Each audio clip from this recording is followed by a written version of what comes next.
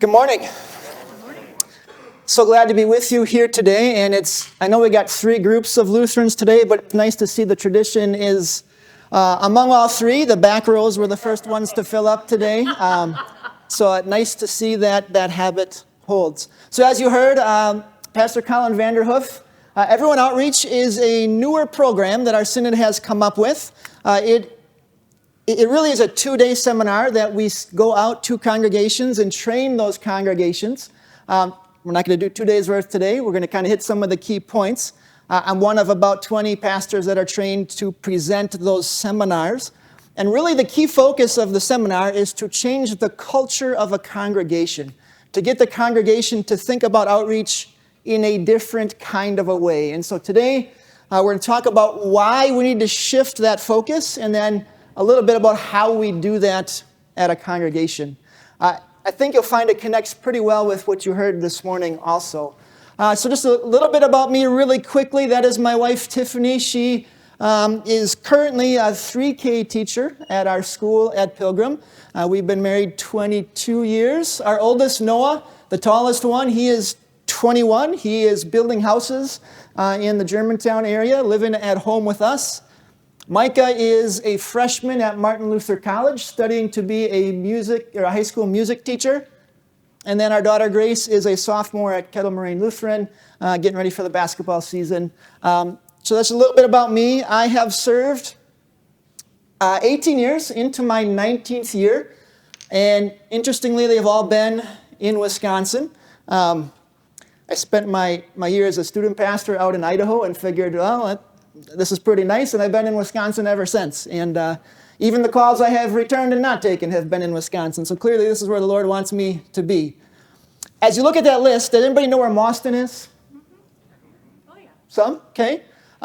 Really small town, right?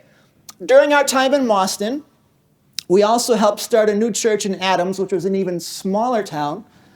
Beaver Dam, you guys know Beaver Dam? A little bit bigger, right? Menominee Falls, even a little bit bigger than Beaver Dam, but certainly in the Milwaukee area.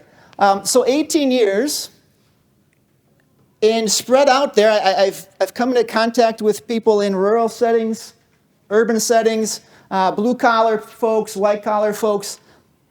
And one thing I've noticed, no matter where I've served, who I've talked to, the best kind of evangelism works the same way in any kind of a setting. And we're going to talk about that today.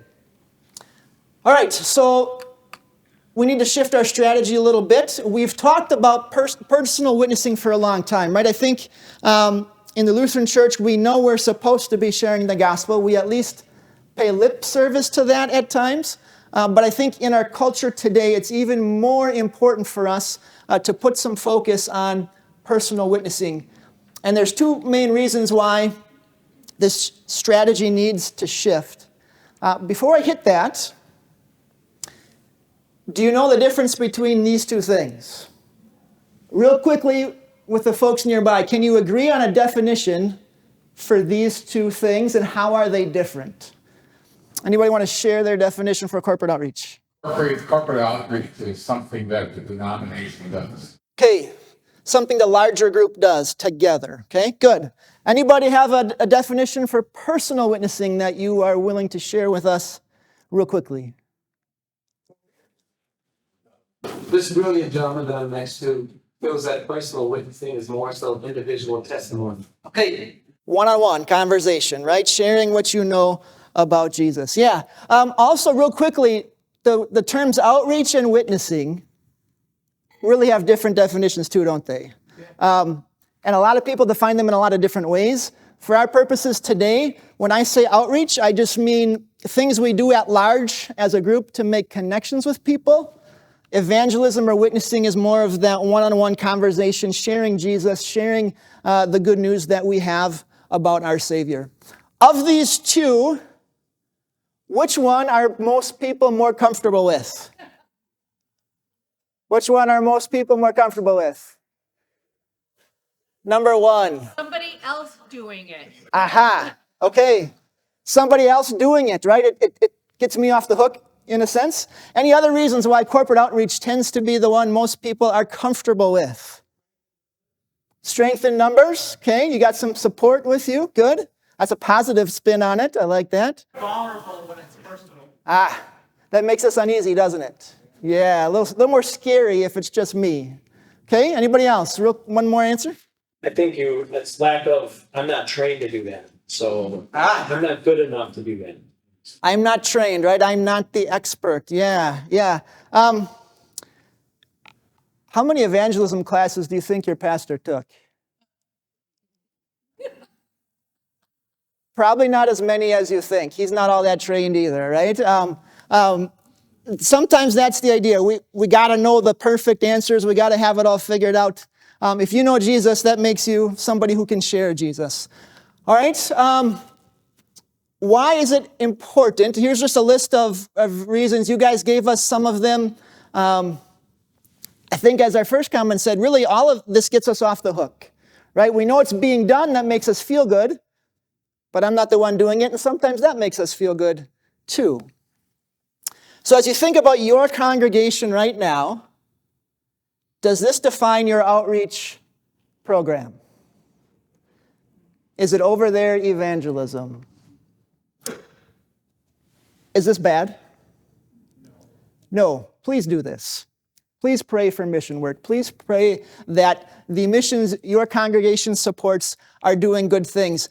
They're being blessed right now. In fact, by 2050, I'm told that there might be more Lutherans in the rest of the world than there are in our own country. Pray for the evangelism that is being done over there. Support it with your offerings. But what does this leave out? Your neighborhood, right? The communities where we are, our little corners of God's kingdom, right? Where He has placed us to work in the harvest field. How about this one? Does your congregation take this approach when it comes to evangelism and outreach? Does that look familiar? Why does this happen? Same reasons, right? Somebody else is doing it. We know the job's getting done. He's the professional. Should you support your pastor? Should you encourage him and pray for him? Right? Oh, yes, all those things. What are the limitations, though, of this approach?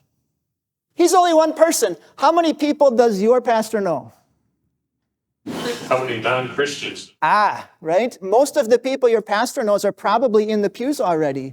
So how could we do this better? We're going to talk later. If these cheerleaders are bringing their friends to their pastor, all of a sudden we can do something, right? Again, support your pastor. Give him time to do the work, but he can't be the Lone Ranger, right? We all need to do this together. So I think it sounds like we'd all agree. Most of our congregations, when it comes to outreach, we tend to put more emphasis on the corporate, right? As we look at the culture around us, as you heard this morning and will reinforce today, that really needs to shift, okay? So why? Why is this so critical? Well, the first reason is the rise of the unaffiliated, also known as the nuns. Do you know what we're talking about when we say the nuns? Okay, those who claim no religious group, right? They don't claim any affiliation to any religious denomination or group. So if you look here from 1940 to 1950, 50 years' time, that only increased 3.1%. But over the next 30 years, that jumped 17%. The world is changing, right? Spiritually, the world is changing. There are a lot more people out there who don't claim any connection to any kind of a religion. This is the fastest growing group in our country, those who don't claim a religious affiliation. This maybe lays it out a little more clearly. You see the evangelicals, they peaked in the 90s, but they're hanging in there. Catholic Church is hanging in there, but notice the next two. Mainline Christian churches, and then notice those who claim no religion. Any comment or reaction to that? What impact might this have on the outreach that your congregation is thinking about doing? Great opportunity. Okay, great opportunity, right? That is a good way to look at that. For you Top Gun fans, you might think of it as a target-rich environment, right? There are more and more people out there who need to hear Jesus. Try and figure out why they're leaving. Okay, yeah, try and figure out. So there's probably as many de-churched, right, as unchurched. Maybe figure out why they're leaving and how we could connect with them. Any other takeaways as you look at that? It can be overwhelming to think about. What's the one group in your congregation that people are most concerned about? The young people, right? They're our future, right? If we take a look at young people, an even higher percentage of them are claiming to have no religious affiliation. The younger generation is not in the same place spiritually we maybe were when we were younger, or what we remember. And as a church, we need to understand that and find different ways to connect with them. This is astounding. In 10 years, there was a 72% increase of those who are religiously unaffiliated. Now, somebody back there said this is a great opportunity for us, right? This is the time for the church to seize the moment. What might be some other reactions to a statistic like this? I hear it in my church. I hear it from my people. What might be some reactions to this? Reactions we're going to have to kind of fight against. I think this is a personal statement. One of my hypotheses is that the church has failed. It's been about programs, or it's been about style of worship, and not about where people are at. It's insisted on something that people are legitimately walking away because it doesn't have value. Okay. Ever hear that? So she's saying maybe we just got to own up to it. We haven't maybe succeeded real well. Sometimes we've put programs over people, and a chance for us to take a look and correct, right, and change some things. I think that the church is for me, it's one of the last idols that maybe God's saying this institution, as an institution, we face honor idol worship of the church. Okay. And that's fine. Is it about us or is it about Jesus? Yeah. Good. Anybody else? Any other reactions to this? The one I hear a lot, go ahead. I think it's about forgetting to just walk across the room. Okay. That we were resting on our laurels in that time when things were way up, right? And it's all good. We've forgotten to just be a person to that other person, doing that personal witness, right? Yeah. And just getting to know that person first and where they're at, and then maybe programming would follow, right, based on that. Yeah, I think a lot of the people in our pews, they assume most of Wisconsin is churched. This number suggests that's not the case. When I accepted the call to come to Menominee Falls, 45% of the county, Waukesha County, was unchurched. That's a conservative county, right? That's a lot of people who don't know Jesus. And so the people in our pews maybe we need to help them understand that the harvest is ripe, right? There's people everywhere that need Jesus. One other quick thing that I often hear is that, it's no use, right? The world's going the wrong direction. What's the point? Woe is me, right? And we need to combat that with the gospel. Couple other quick things. I know he hit on this earlier. Notice again the younger generation, higher percentage of those who claim to have no religious background. Unaffiliated Americans are more likely to have spouses or partners who are also unaffiliated. And again, look at that young demographic. Generation ago, maybe if one spouse was churched, you had a chance that their kids might be in church. Nowadays, most likely neither one of the spouses is church. What does that mean for that next generation? They're not going to be either. The young people growing up, you can't assume they had any connection with church. When I first came into the ministry, it was fair to assume most of the people coming into our doors at least had some connection. They've heard about Jesus. That's just not the case anymore. Last stat here, I think, for you. Again, just the younger affiliated Americans, they're raised in non-religious households. That number continues to be increasing. So what is a likely outcome here? Could just keep going downhill, right? Unaffiliated parents are going to have unaffiliated kids. We're going to have, right? And they're just going to keep on going. What's the other potential outcome? If God wasn't God and didn't do what he does, I might be inclined to agree with that, right? What's the other outcome? Maybe we as God's people see the opportunity and share the gospel, and maybe we can reverse that trend. So that's the main reason why we need to shift our focus. We'll talk about how to do that in a minute. All these unaffiliateds, though, their views on religion are changing. Leslie Newbegin was a Reformed theologian. He wrote back a lot of things, but this particular book he wrote in 1989. And as he looked at the culture around him, he predicted two things: that the church would be viewed as irrelevant, and that churches with exclusivity claims, so churches that claimed that Jesus is the way, the truth, and the life, are going to be perceived negatively. 25 years later, it appears that he was spot on. 2 out of 10 people under the age of 30 say attending church is important. So 80% don't see it as an important thing, and even a third of them think it might even be harmful or detrimental to attend the church. A lot of this, I think, comes back to secular humanism. Our society has been kind of pulling God out of things for quite a while now, right? And have inserted humanity in its place. So it's natural that some of these changes are going to follow that. One thing maybe you're noticing, there's no longer any guilt in not following Christian norms. Can you give me an example of that? Can you give me an example of that? No longer feeling guilt over sports on Sundays. Yeah. And it's not just the unaffiliateds who are struggling with that, right? It's the Lutherans who are struggling with that too, right? Also here we're seeing a shift in how people look at institutions in our country. The church is part of that.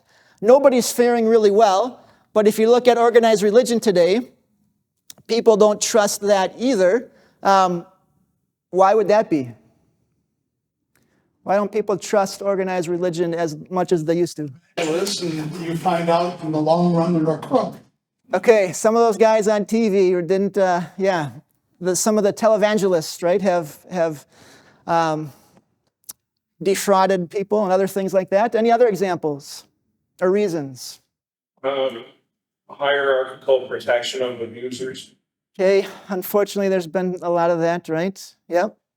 Some use the section of the Bible as a club against the minority groups. Okay, yeah, people get burned a lot, don't they? And unfortunately, well, leaders are sinners too, right? And those kinds of things happen. We're overwhelmed with an emphasis on the negative and the way that that's bombarded with social media, with media in general. Yeah. The news is all the rotten stuff that sells, the awful things. So we're surrounded by a lot of negativity. We don't often hear the positive things that happen as a result of faith or other things either anymore. So it's easy to talk about everything that's going on. Yeah, when's the last time you heard a positive report about something religious, right? Something Christian. All right, so what? So we have more unaffiliated Americans and their views are shifting dramatically. So what? What does that mean for you and your congregations? I Yes. think it's also because of postmodernist culture. We live in a skeptical world. There is no truth. There is no absolute truth. Right. So what do you believe in? There's nothing to believe in. Subjectivity isn't anything to believe in except truth changes. Yep. So yeah, they're going to be skeptical of everything. Yeah. Why is the atheistic movement moving up? Because they say, we believe there isn't a God. We have truth to this. This is our truth. They have a truth. That's why people cling to that. Yeah. I think does this surprise us, that the skepticism we see in our world today? And we have the truth, right? And maybe we just need to be more vocal and confident about that truth. But you're right, that we are living in an anything goes world, especially in the spiritual realm. So what impact does this have on your outreach in your congregation? Or what impact will it have? I'm sorry. Don't say Okay, and I'm so glad to hear that today. Opportunities, right? There are a lot more people out there. I also think it means we can't make assumptions that we used to make, right? I think it's a different world that we are trying to reach. The unchurched in America used to be, they at least knew they were supposed to be in God's house. That is changing as well. How many of you men in here, and I'm sure women too, but for the purposes of my illustration, how many of you men really like to golf?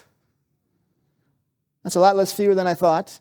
All right, so let's imagine, we're going to call this guy Dan, and Dan is an avid golfer.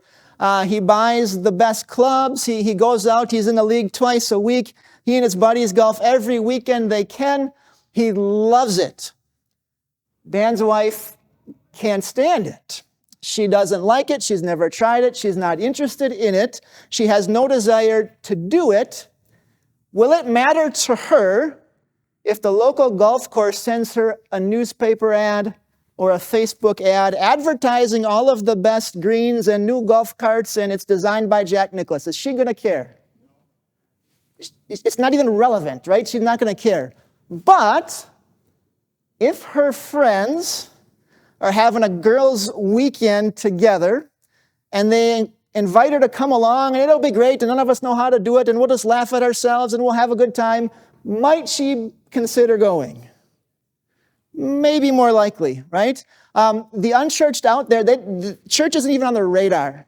The days of expecting them to come to us are long gone. So we need to be out there inviting them. This is called a marketing funnel. And for many, many years, marketers focused on these three things. Their goal was to make people aware of their product, to consider their product, and eventually convert them. Guy was a Pepsi guy, now he's a Coke guy, right? That was their goal. More recently, though, they've realized if they can make a loyal customer after he's converted, and even better, turn him into an advocate, that's going to help their product a whole lot more than being over here. And I think we have to be honest. Corporate outreach can be good, right? It can raise awareness for our people. It can raise awareness for maybe our community a little bit. They can know we're out there, maybe. But if we have satisfied, loyal advocates out there talking about your congregation and how wonderful it is, talking about your Savior, that is going to do a whole lot more, make a whole lot more impact on a congregation. You heard this book referenced this morning. Rick, this was, I think, 2019, so not too long ago. He did some research, and he talked to unchurched people, and he asked what was going to make you more likely to attend a worship service.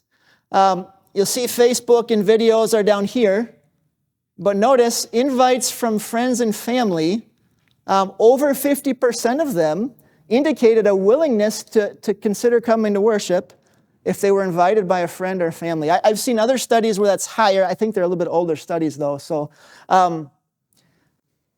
which is great. But how many Christians, percentage-wise, have ever invited a friend to church? Even less for Lutherans. Even less for Lutherans. It's less than 5%. I firmly believe, and after everywhere I've served, this is the most effective way to do outreach. You train your people, teach your people to invite, to bring friends and family, and that works. The Lord blesses that. And I'm not saying we shouldn't do corporate outreach. Please don't misunderstand me. But I think moving forward, especially, personal invitation, one-on-one, is the way to go. So, real quickly, anybody have an example they can share? An event you can invite somebody to? Well, my personal experience is when I just had my child and my neighbor and I chose to walk together and they were unchurched and I was church. So I was talking about my spiritual background. So walking together. Okay. Just walking with your friend, right? And in that case, I don't know what you invited her to, but okay, yeah, just come on and join me. Good. Did she join you? She did. Awesome. Good. Okay. Yeah, so just out on a walk in the neighborhood with your friend. Small group sometimes is less scary than corporate worship. Okay, maybe a small group Bible study, right? Something a little bit less threatening. Anybody else? An event that's a little less threatening, like a trivia night or something that's adjacent. Okay, something gets them in the building maybe, right? Just kind of ease them in, okay? A lot of activities, right, that your congregations are having. And that's maybe a way to use a corporate event to make a personal connection. I'm just going to share a couple examples just over the course of ministry. Carmelo, so my congregation in Beaver Dam, I had first got there, and one of the priorities they said is we need to reach more people, Pastor. We want to connect with our community. And so early on, we talked about invitation and getting to know people, and we had an evangelism Sunday or friendship Sunday, and we encouraged our people. We handed out invitations. Give these to your friends and neighbors.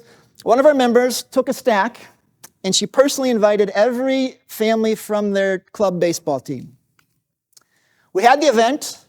3 families showed up. Carmelo was one of them. He grew up in New York, did not have a whole lot of church background. Made a connection with him. She introduced me to Carmelo. We talked. Found out the next week that he was my son's flag football coach. And so we got a chance to talk there again. Finally got him. He came back to church again. Our member invited him to Bible information class. And he did, and his wife, and she got confirmed and baptized. He was confirmed, and that led to all 8 of his kids being baptized on a Sunday at Good Shepherd, which is a wonderful thing. And the congregation saw that, and it kind of invigorated them, and that just kind of became the standard. We're going to hand out these invitations to our events, and you could just see it snowball. It was really, really cool. That was personal reach, right? Personal witness. Billy, again, my second congregation, one of my members played softball in town. It was not a church softball league, which is ultimately why I played, because I figured maybe I could meet some people. So we got to playing, and Billy could crush a softball, man. He was a big guy, but super quiet. It took a while, but it often ended up where Billy and I were sitting together on the bench, and we get to talking, and came to find out he knew nothing about church, so he started asking questions, and member again invited Billy to come and worship, and he did. He got confirmed, his wife got confirmed. A year later, Billy died of a heart attack at the age of 41. But he's in heaven today, right? Again, that's a personal invite somebody made. First congregation, Richard. Richard had no use for Jesus, no use for church. His wife would come, and my associate pastor went to a family event. Richard's wife introduced him to the pastor, and Richard didn't really get excited about that, but my associate followed up with him, and Richard eventually got confirmed, and he joined, and so he and his wife sat in the back row, and it was really cool to see over the next 8 months to a year, more and more of Richard's family started joining him in the pew. Kids, grandkids, nieces, nephews, in-laws. He just kept inviting, and they kept joining, and it was just the coolest thing. Again, satisfied customers are wonderful, wonderful examples of outreach. I can skip the next one. Here's where I want to take a break and maybe ask a few questions. Just any thoughts or questions on what we've covered so far? Over here. Yeah. You said what events do we invite people to, but I think her point was, at what events do we need people that we can invite them to the church? In other words, how do we socialize with people here, talk about our faith without being embarrassed or awkward or, oh no, it was the religious thing. I think that's really important because, again, I think we all know what to invite people to, and we know it's not just a worship service, it's a zillion things going on at church nowadays. But how do we, in what situations can we do that? Instead of going for a walk, we're going to a great time. What do you do on a walk? You talk. You talk about life, and you talk about your activities. But what other things would be helpful for people, I think, be very good.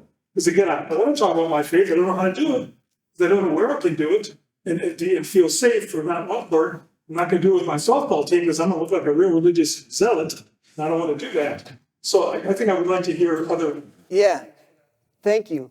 And in each of these cases, too, by the way, it wasn't instantaneous, right? A relationship was built right? You had conversations. You get to the point then when you are comfortable and you're able to do that. Yeah, anybody have a response? Anybody want to maybe share other experiences? That's what you're looking for, right? Just, yeah, other experiences where it has worked for you. Anybody want to share those? Please, go ahead. I would go winery. It's Okay. a pretty secular job and meet all different types of people. Everybody loves wine, so I also I'm a church worker. Or not yet. I'm going to school to be a church worker. So I would just have conversations with people. Eventually, they would probably ask me what I go to school for.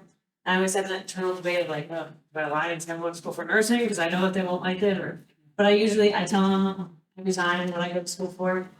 And I've never had a person be like,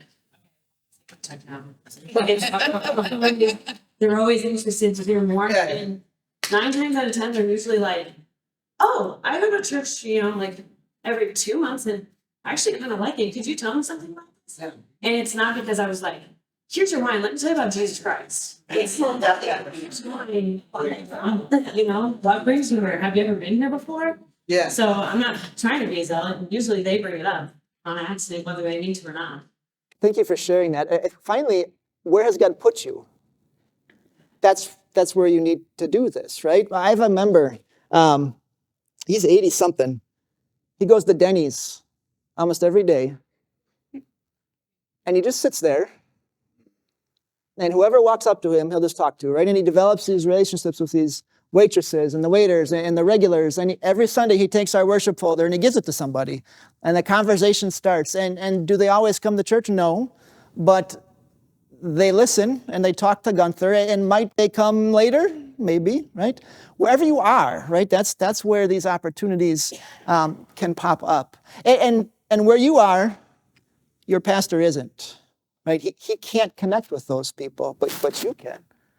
Any other comments or examples, please? I go to the dog park with my daughter and I hear stories. Everybody loves to talk about the dog. So I always hear dog stories, and whenever someone tells me about their rescue dog and how they rescued their dog, my response is always, oh, thank you for sharing that dog moment. It warmed my heart.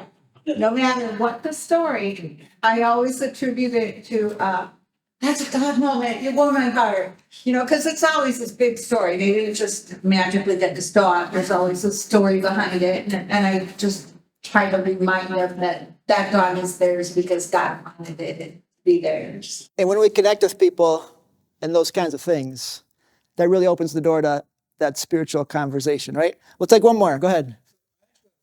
Yeah.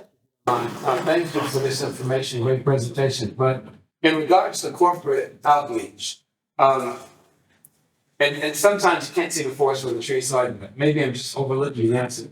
In regards to corporate outreach, how do you know if your corporate outreach practices are effective? Meaning that, we do things in our congregations like have neighborhood cleanups. There's always a big turnout. Everyone in the neighborhood comes. Yep. We do things in the summertime like backpack giveaways for the children in the area. We do things like free rummage for it. So we do a lot of corporate outreach. Yep. But how can you gauge if that outreach is effective when you're not really seeing an increase in the congregation? It's a really good question. I'm inclined to come back to it after we go a couple more slides, but everybody hear that? How do we know if our corporate outreach is having an impact?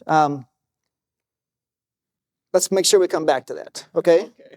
Because the next slides might sort of help that a little bit, all right?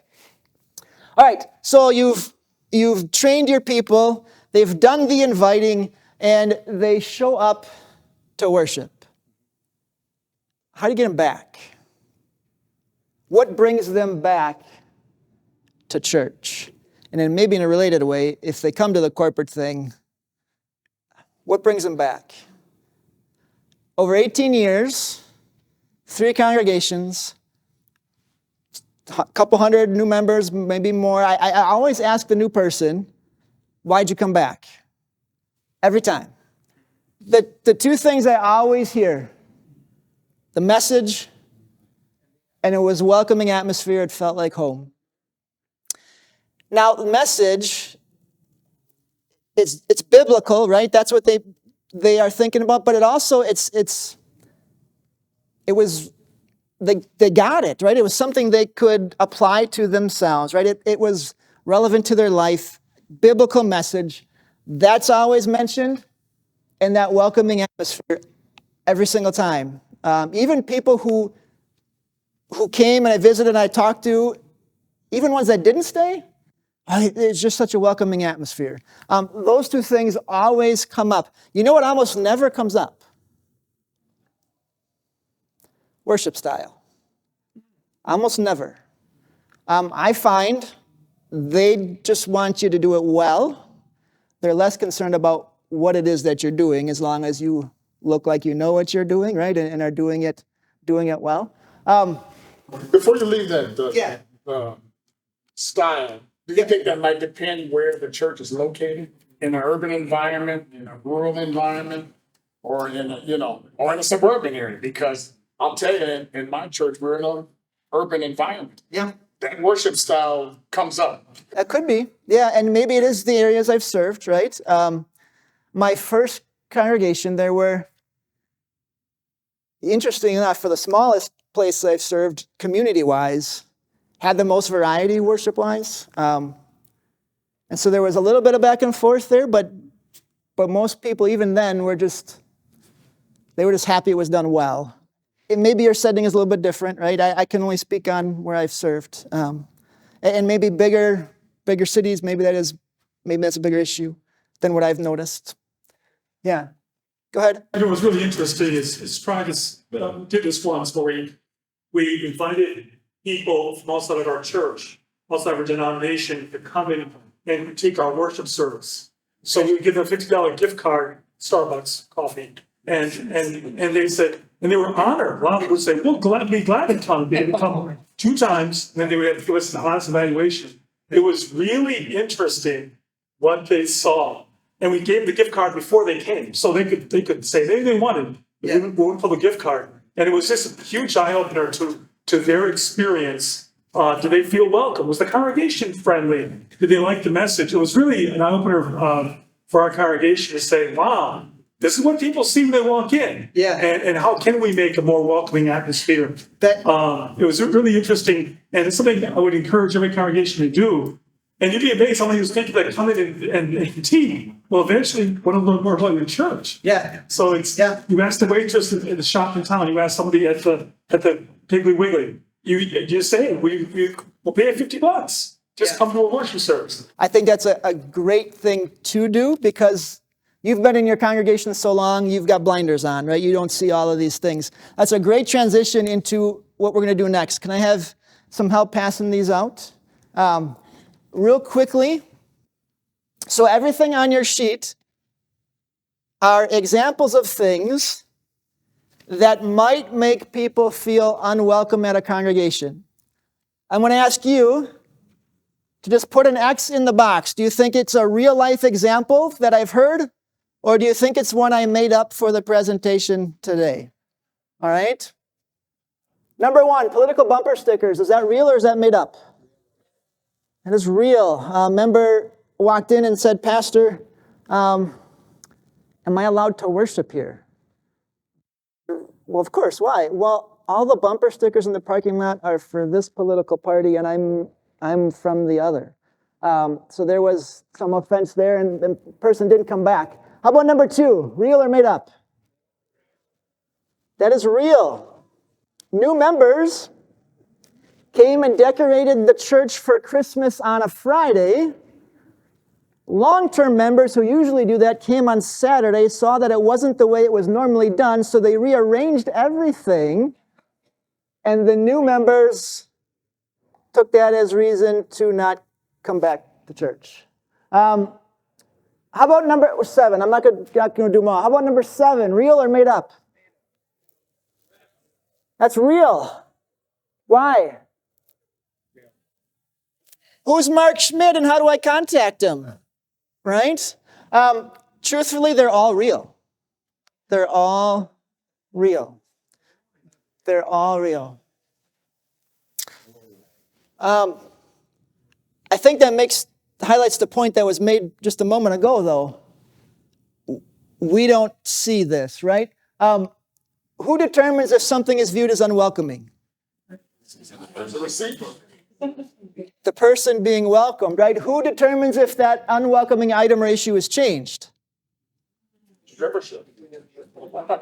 So what's the problem? Right? What challenge does that represent? What challenge does that represent?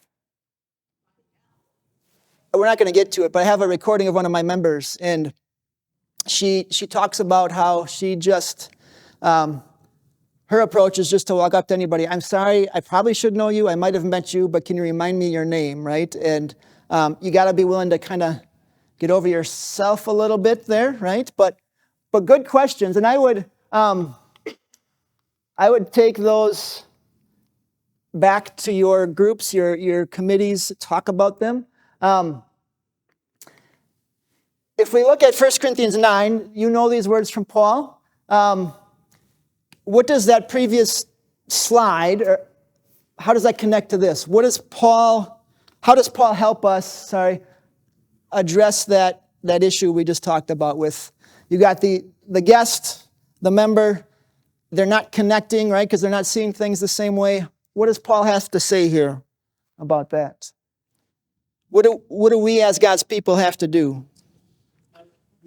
Put ourselves in a position of the guest. Okay, put ourselves in their shoes, right? Try to figure out where they're at, what they need. Is it about what I think? Does it matter if it's always been this way? Right? We need to find out. We need to talk to them. We need to ask them some questions. Because it's not enough just to eliminate obstacles. Right? You might have obstacles in your church that are making it hard for people to be welcomed. It's not enough to just get rid of those. We also want to make efforts to make sure that they are welcomed, right? And so I think it'd be a worthwhile discussion for your evangelism groups to have. Think of your first-time guests. How can we generate a sense of belonging for them? Those guests who maybe keep coming back but haven't quite committed. What can we do to make sure that they feel like they're a part of this? If they're signing up to take the new member class, what can we do, right? I think those are good kinds of questions to be asking your congregation. You could put out a general form to everybody for the first time. How or how not did this church make you comfortable? Okay. You got to find out somehow, right? So you got to ask them in some way. Please. So back to your Christmas decorating example, I'm sure we all have that where some of the congregation has very unchristian behaviors to those that want to come and help in the kitchen or help put together communion or bake lobster or whatever. And is there a way to call out the behavior? So you can say all you want, council can say all you want, but there's behaviors of, and I don't want to call out certain groups, but there's behaviors of people that have done it forever that are not welcome. And they're trying to do it the right way, but sometimes you gotta let the people just do it. Maybe it's a different way or whatever. But can you call out those people that have probably been lifelong members, and maybe call out's too harsh of a word, but something needs to change, or you'll do all this welcoming stuff. Then one word or one snappy comment will drive away a whole family because they wanted to help make less. And they didn't do it the right way, and they got shamed, and I have friends who have never come back to our church because of the way they were felt, made them feel, their whole family, and and that happens a lot. Yeah. So I think part of it is you have to establish the culture. So that means announcements from the lectern or the pulpit. The leadership has to talk about it in terms of guests and welcoming new people. It just has to be part of what you do, right? And the more we talk about it as a group, the more we acknowledge it as a group, the more people start to get it, right? And maybe in that case, you if you know ahead of time, you can ask the individual, hey, I know you've been doing this for a long time, but we got a new member. Could you kind of bring her along under your wing a little bit, show her how this works, right? And maybe connect them. But it has to be a culture thing, right? Because you can't preemptively fix every one of those things, right? And so as a congregation, you have to decide, this is who we are, right? We're going to be primarily focused on that guest and how do they feel when they are here. I want to get back to your question here before we wrap up. I don't know if that helps at all. He had asked, how do we know if our outreach efforts are successful, right? And what do you mean by successful, I suppose? If we're talking people in the seats, right? We're not just talking people into the seats, but are they now being introduced to Christ? There's a great number of individuals that are undecided and falling away from Christianity or Christian beliefs. How do we know if our outreach is actually being effective in that aspect? Yep. You might not know, right? But personally, if it were my evangelism team and we had this event and we felt like as a group we shared Jesus with the people, that's a success, right? And if they come back, awesome. If they end up going to another Christian church and, hey, one for the kingdom, right? Maybe they move and eventually they figure it out somewhere else. You're not going to know all that, right? But if you're sharing Jesus, he'll take it from there, right? And that, to me, that's all you can really control.